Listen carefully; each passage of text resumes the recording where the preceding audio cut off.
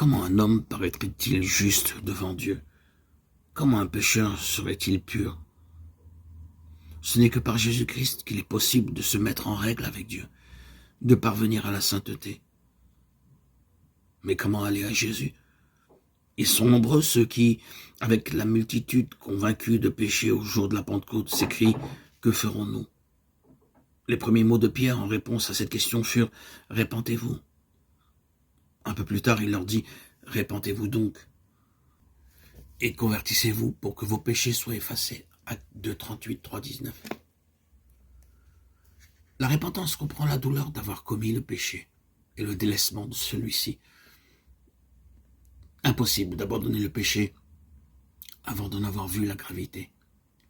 Point de vrai changement de vie jusqu'à ce que l'on se soit détourné du péché de tout son cœur. Ils sont nombreux ceux qui ne comprennent pas la véritable nature de la repentance. Beaucoup de personnes gémissent sur leur péché et se réforment même extérieurement parce qu'elles craignent les conséquences de leurs mauvaises actions. Ce n'est pas là la repentance dans le sens biblique du terme.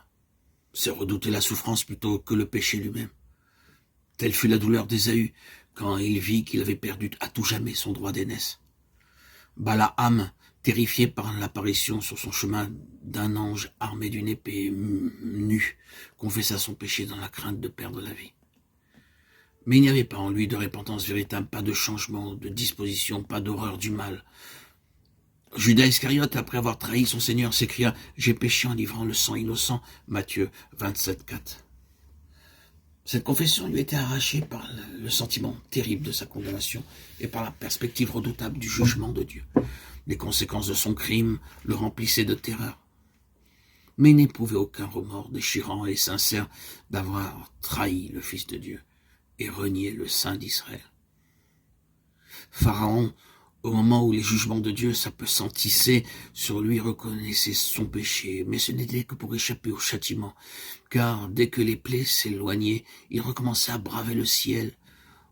Tout cela déplorait les conséquences de leur péché, mais ils ne s'affligeaient pas sur ces péchés eux-mêmes.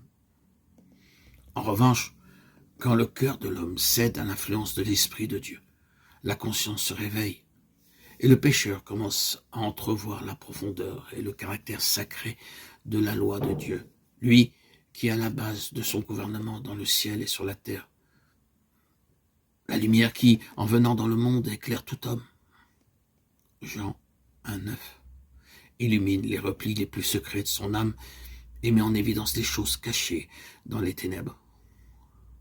La conviction du péché s'empare alors de son esprit et de son cœur, saisi du sentiment de la justice de Dieu. Le pécheur est terrifié à la pensée de paraître coupable et impur devant celui qui sonde les cœurs. Il voit l'amour de Dieu, la beauté de la sainteté, la joie de la pureté. Il désire être purifié et entrer en communion avec le ciel.